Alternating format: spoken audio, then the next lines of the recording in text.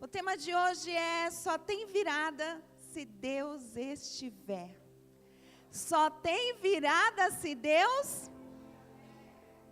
E a pergunta é: onde está o nosso Senhor? Em que lugar Ele está ocupando na nossa vida? Porque muitas vezes nós oramos e queremos grandes viradas na nossa vida, mas só tem virada se Deus. É triste, mas muitas vezes nós vamos sem perceber, tirando Deus de cena. A gente vai colocando Deus de lado. A gente vai resolvendo do nosso jeito, e aí a gente ora e quer uma grande virada, mas se Deus não está, como teremos uma grande virada? Que esse tema possa falar profundamente hoje ao nosso coração. Só tem virada se Deus. Que o Senhor esteja conosco em todo o tempo. Que o Senhor esteja comigo, esteja com você, esteja com cada um de nós. Josué, capítulo de número 6, vai falar sobre a batalha de Jericó. Josué está diante de um grande desafio e através da obediência e da fé, Josué vence a batalha de Jericó. As muralhas de Jericó vão ao chão. E a vitória é dada ao povo de Deus, a vitória é dada a Israel. Mas aí nós chegamos no capítulo 7 e vemos que algo aconteceu. Josué agora, diante de uma batalha pequena, diante de uma cidade pequena chamada, até pelo nome bem pequenininho, Ai, é derrotado. De uma forma terrível, que os israelitas ficam apavorados, desesperados. E a pergunta é: o que aconteceu para que Josué e Israel perdessem a guerra? E trazendo para os nossos dias de hoje, a pergunta é: por que a minha virada ainda não chegou? Por que parece que Deus está tão distante? Às vezes a gente se pergunta, diante de algumas situações, diante de algumas derrotas, é ou não é verdade? Ou diante de alguns desafios que nós enfrentamos, Josué está procurando entender o que está acontecendo diante de uma grande derrota. E aí o Senhor queimou profundamente no meu coração que só vai ter virada se Deus estiver. E Ele precisa voltar para o centro das nossas vidas.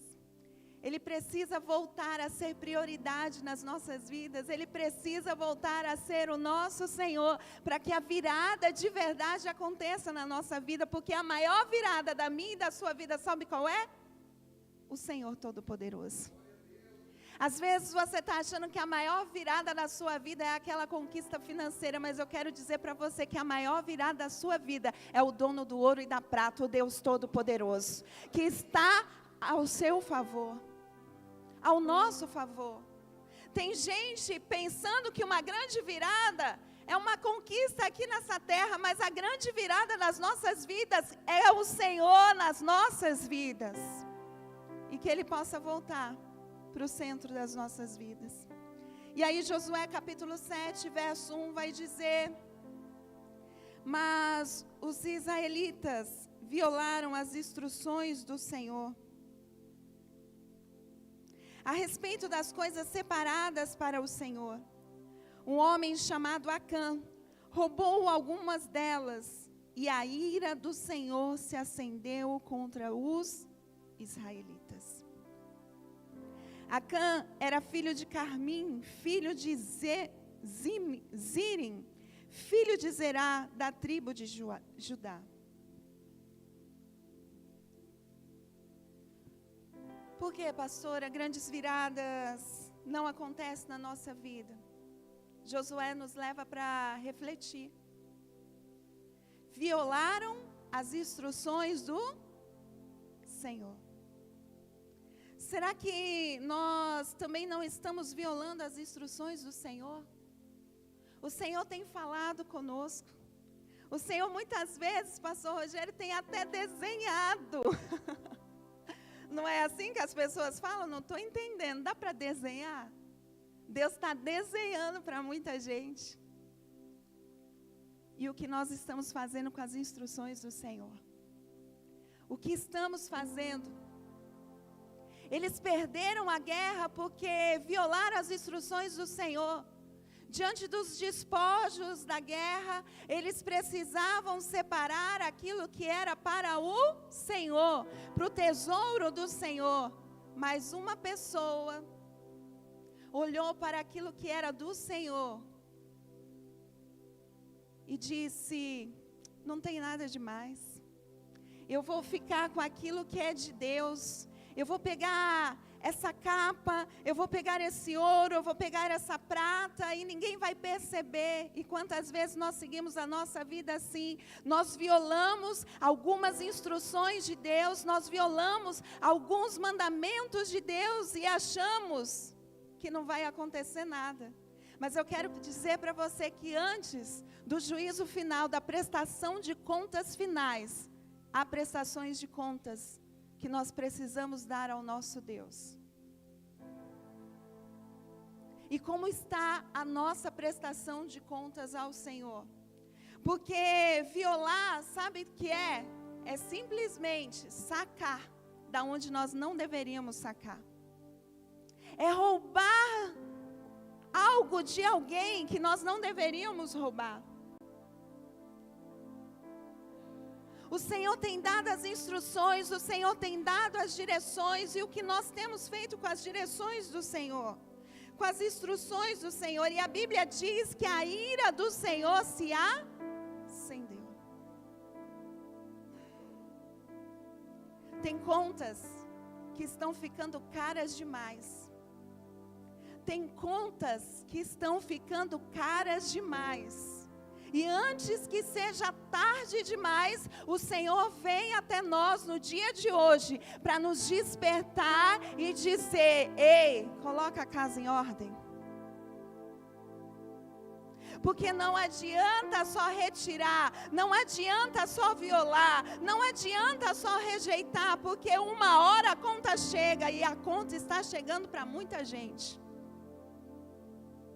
A gente querendo ou não, a conta vai chegar, é ou não é verdade?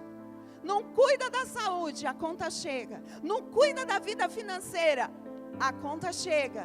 Não cuida do casamento, a conta chega. Não cuida dos filhos, a conta? Será que a gente vai precisar perder algo muito precioso para despertar? E algo mais precioso que existe na nossa vida é a nossa salvação. É a nossa salvação. Pode ser tarde demais. Amanhã, não é amanhã. Não dá mais para levar a vida de qualquer jeito. Nós estamos na Santa Ceia do Senhor, na mesa preparada do nosso Deus. E até quando nós vamos participar do corpo e do sangue de Cristo indignamente? A Bíblia diz, por isso, há muitos doentes, há muitos enfermos, há muitas pessoas prostradas. Sabe por quê? Porque tem participado do corpo do Senhor de qualquer jeito. E aí Josué, diante disso, diante dessa adversidade, diante dessa luta, ele toma uma posição. E aí no verso de número 4 vai dizer: portanto subiram. Vamos voltar para o 3. Quando voltaram, disseram a Josué: não é necessário que todo o povo suba até lá. Basta mandar 2 ou 3 mil homens para atacarem Ai. Uma vez que eles são tão poucos, não canse todo o povo. Portanto, subiram apenas cerca de 3 mil guerreiros, mas eles fugiram diante dos homens de Ai. A versão NTLH vai dizer: eles recuaram, eles apavoraram, eles acabaram de ganhar uma guerra e agora estão desesperados diante de uma cidade pequena. E Josué diz: a cidade é pequena, não precisa perder tempo com isso não. Vai apenas 3.000 homens para essa batalha. E vão esses 3.000 homens. E quando esses 3.000 homens vão, eles se deparam e se desesperam, porque eles perdem a guerra. Mas assim é no nosso dia a dia. Sabe aquelas coisas pequenas, corriqueiras, bobas? A gente vai tirando Deus de cena. Não, Senhor, não precisa se preocupar com isso não. Ah, Senhor, pode deixar que isso aqui eu resolvo. Ah, Senhor, não, ó, nem vou orar. Isso aí não precisa nem orar, Jenny. Isso aí não precisa nem jejuar, Luísa. Ah, isso aí não precisa não. A gente vai tirando Deus de cena. A gente vai dizer, não é necessário. E aí, algumas derrotas pequenas vêm. Mas se a gente não se posicionar agora, uma derrota grande chegará. Josué está se posicionando. Ele percebe que algo deu errado. E aí eu quero dizer para você, na primeira aplicação, não é o tamanho da luta que define a virada. É a presença de Deus com você. Josué precisa entender isso, nós precisamos entender isso, que não é o tamanho da luta, não é uma cidade pequena, que não dá para ir de qualquer jeito, não é uma luta pequena que dá para ir de qualquer jeito, tem que ter o quê? A presença de Deus com... Por que estamos tirando a presença de Deus? Porque estamos rejeitando a presença de Deus diante de desafios tão corriqueiros do nosso dia a dia. Ou Ele é Deus, ou Ele é Deus na nossa vida.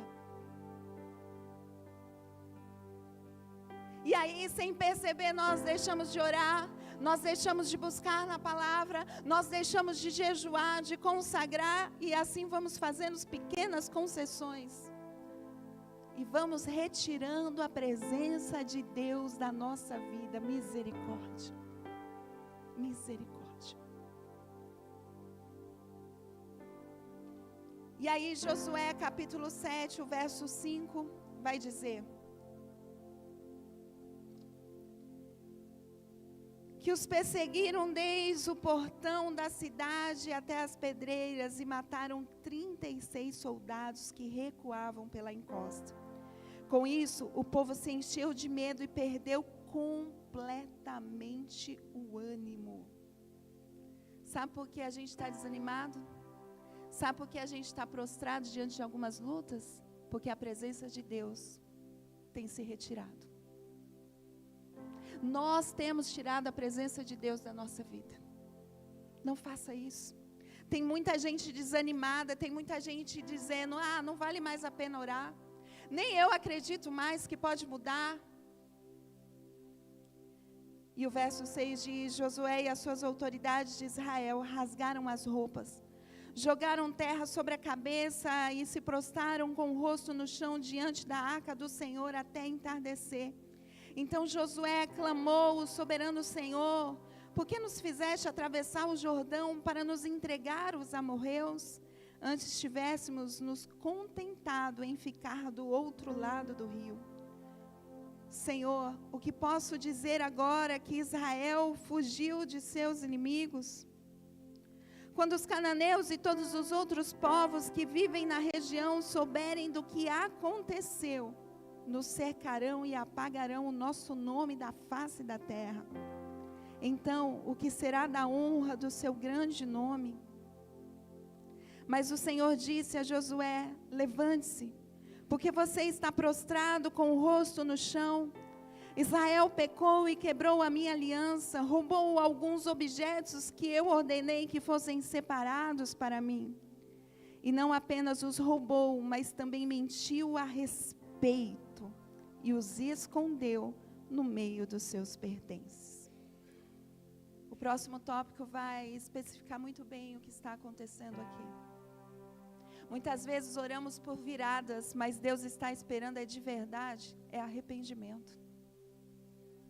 Josué está orando aqui, está prostrado, está com a sua cara no pó, diante de uma derrota, pedindo: Senhor, o que aconteceu? Seja conosco, para que a gente não venha a perder, porque agora estamos desesperados, porque os outros os outros vão vir e vão nos saquear, vão nos derrotar, vão nos vencer, porque agora ficaram sabendo que nós perdemos uma pequena batalha. Mas tem coisas que não vai adiantar orar, porque precisa do quê? Arrependimento. Tem gente orando por tantas viradas. Tem gente pedindo para Deus tantas viradas, mas na verdade o que nós precisamos é de arrependimento. Eles precisam se arrepender porque eles violaram as instruções do Senhor. Eles roubaram o que pertencia ao Senhor.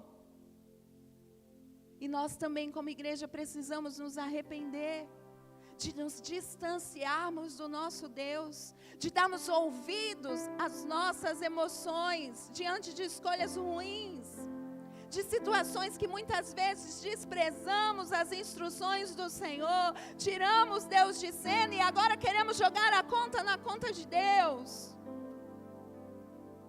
Precisamos de verdade, de arrependimento.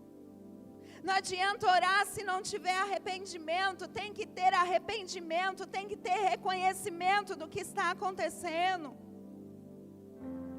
Mas aí o próximo tópico vai dizer: o problema não é a oração, é o pecado não tratado. Pode orar o quanto for, mas se não tratar, não vai adiantar.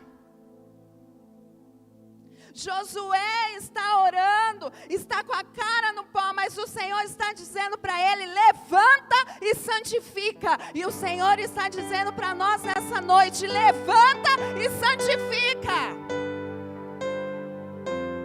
Para de perder tempo, é hora de tratar, é hora de reconhecer, é hora de arrependimento no nome do Senhor Jesus.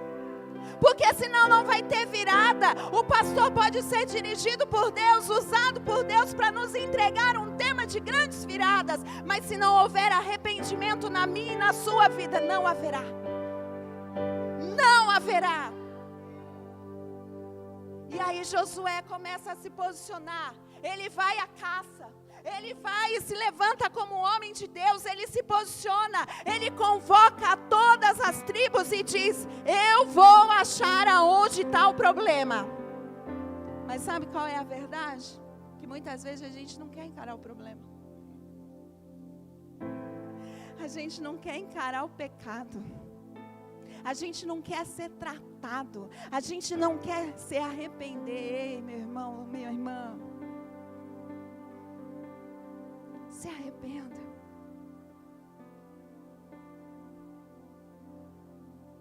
Sabe o que é? Eu acho que o pastor não está orando mais como deveria orar. A pastora, eu não estou sentindo. Eu não estou sentindo a presença de Deus, não, meu filho. Porque uns sentem e outros não sentem. A presença de Deus é real. O problema é que nós nos distanciamos da presença dEle. Não tem a ver com ninguém, tem a ver conosco. É um tal de transferir responsabilidade para tantas pessoas. É um tal de procurar culpados, enquanto nós deveríamos reconhecer: sou eu o problema. Sou eu o problema. Você que é casado, ei, preste muita atenção. Sua vida conjugal não está da forma que você gostaria, mas talvez o problema esteja na pornografia. Aonde você se resolve sozinho e depois quer cobrar da tua esposa que ela não corresponde como ela deveria corresponder, lógico. Porque a tua esposa não é a pornografia, a tua esposa é a mulher que Deus nomeou para ser a sua esposa. Mas tem gente que está se escondendo e querendo encontrar um culpado do fim do seu casamento, do seu relacionamento. Ei! Está na hora da gente tratar de verdade. Ei, Senhor, eu preciso me arrepender. O problema não é o meu filho, o problema não é o meu cônjuge, o problema não é a minha esposa, o problema não é o meu pastor, o problema não é o irmão da igreja, o problema sou eu. eu que não oro, é eu que não vou na tua palavra, é eu que não me consagro, é eu que não me posiciono como homem e mulher de Deus. Não adianta cobrar o que eu não vivo, porque a verdadeira pregação é o nosso testemunho, é quem nós somos de verdade ao sair por aquela porta. Ah, filho, você precisa orar, mas você ora? Ah, filho, você precisa ler a Bíblia, você lê? Ah, pastora, meu filho está desanimado da igreja, minha filha está desanimada. Quando você sai por aquela porta, entra naquele carro, você fala o quê? Ah, sobre a palavra, eu tenho certeza. Sobre a presença de Deus, sobre a unção do Senhor. Ou sobre os irmãos? Ei, plantações, colheitas chegam. O que estamos plantando, o que estamos confessando com a nossa palavra, com a nossa boca. Porque é fácil encontrar defeito em todo mundo, mas difícil é reconhecer. Difícil é reconhecer. Na virada do ano eu reuni todas as mulheres da minha liderança e disse para elas: me perdoa. Por quê, pastora? Porque eu me perdi diante de algumas batalhas, me desanimei um pouco, mas agora eu estou voltando, e eu estou voltando com tudo, eu estou me posicionando, e quem quiser vem comigo, porque eu não vou mais perder tempo, eu vou voltar para o lugar de edificação, eu vou voltar para o lugar da presença de Deus. Mas será que alguém tem coragem de fazer o que eu fiz? Ontem, eu cheguei para minha família, reuni eles diante de uma situação que aconteceu, de uma conta que chegou, de algo que aconteceu.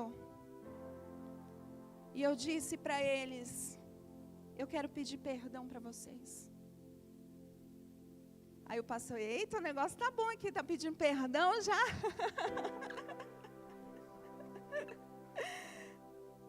Quero pedir perdão para vocês.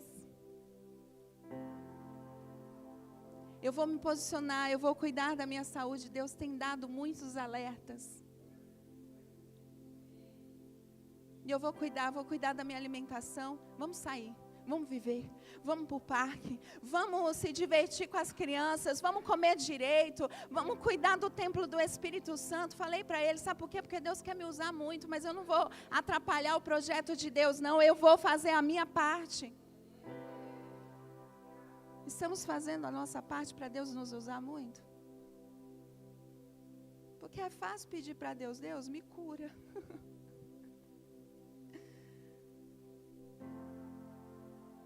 Mas o que estamos fazendo no nosso dia a dia? Não nos alimentamos direito, não nos exercitamos, não bloqueamos a nossa mente de emoções que não tem nada a ver com Deus. E quer que a imunidade aguente? Ah, meu Deus do céu. Pecado não tratado.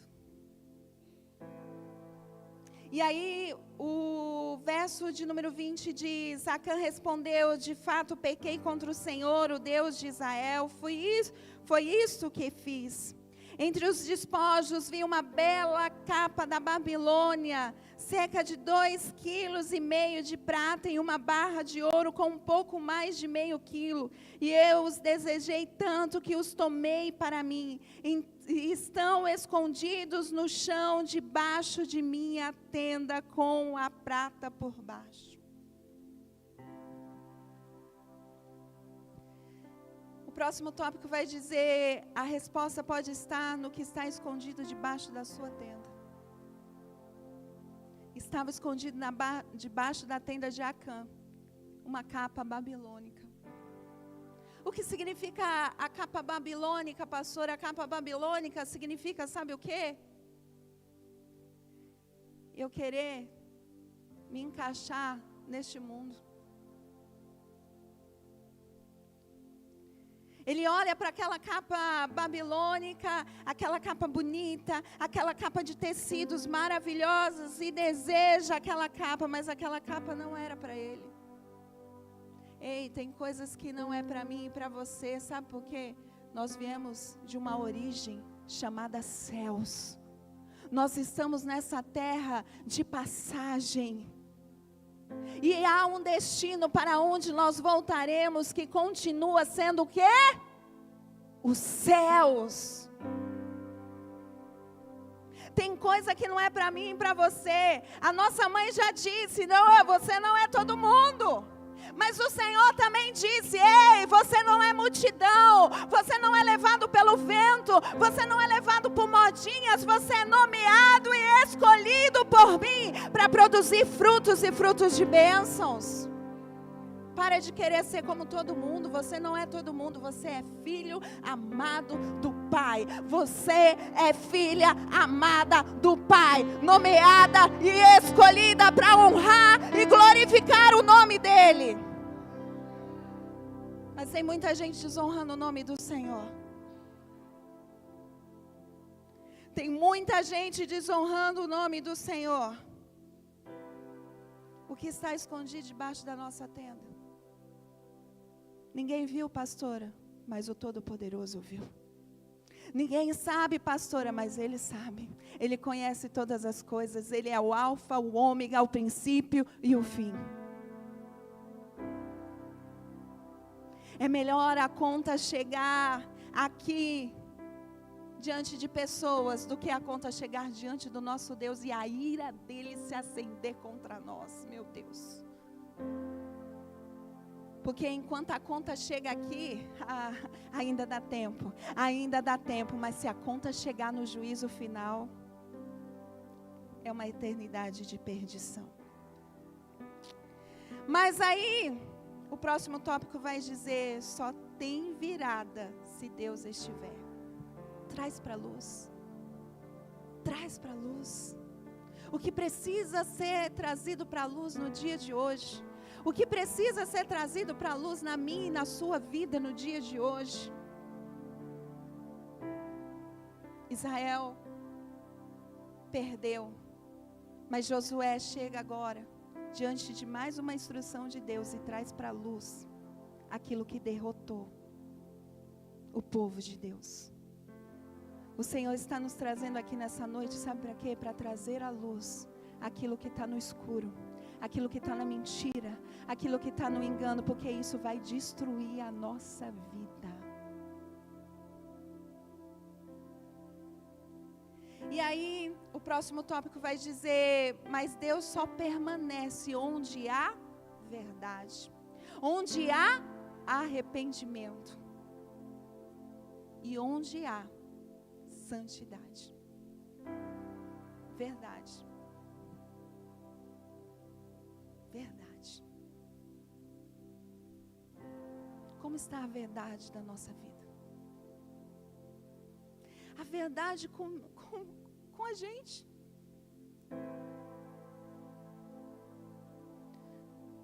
Como está a verdade? Traga para a verdade. Conhecereis a verdade e a verdade vos... Só tem libertação se houver verdade. Mas mentira não tem libertação. Engano não tem libertação. E por mais dura que seja a verdade, se ela for verdade, tem libertação de Deus, tem milagre de Deus, tem misericórdia de Deus, tem resposta de Deus, tem cuidado de Deus, tem provisão de Deus. Arrependimento, uma coisa que está em falta hoje. Arrependimento. Perdão se tornou algo assim generalizado, algo comum. Mas perdão é algo sobrenatural, é algo dos céus, é algo poderoso e não pode se tornar uma coisa comum, corriqueira. Ô mãe, ô pai, perdão. Perdão pelo quê? O que você fez? O que aconteceu? O perdão passa pela verdade. O perdão passa pelo arrependimento. O perdão passa pela santidade. É um tal de dizer perdão e segue a vida. Ei, não. Perdão porque eu deveria ter te honrado e não te honrei. Perdão porque eu deveria ter feito e não fiz. Perdão, Deus, porque o Senhor me deu as instruções. O Senhor confiou nas minhas mãos a provisão e eu desonrei ao Senhor. Perdão porque a minha vida financeira está uma bagunça e eu quero jogar a culpa no Senhor. Perdão, Senhor, porque eu cobicei. Perdão porque eu menti. Perdão porque eu prostituí. O perdão não é algo comum. O perdão é carregado de arrependimento e santidade. Arrependimento e santidade.